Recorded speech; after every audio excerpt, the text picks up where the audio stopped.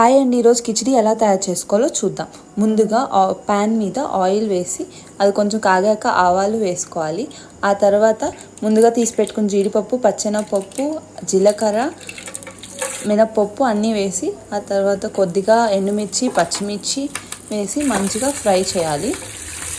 చేశాక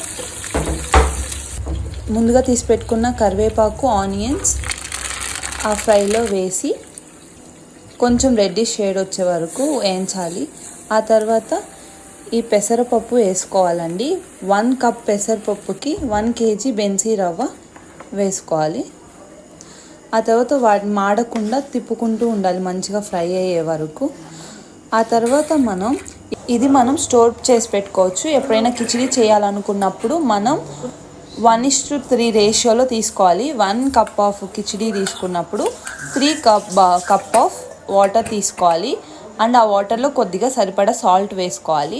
ఆ తర్వాత 2 or 3 విజిల్స్, ఎందుకంటే బెన్సీ రవ్వ కదా అలాగే సరిపడా గీ వేసుకొని సర్వ్ చేసేసుకోవడమే. Thank you for watching.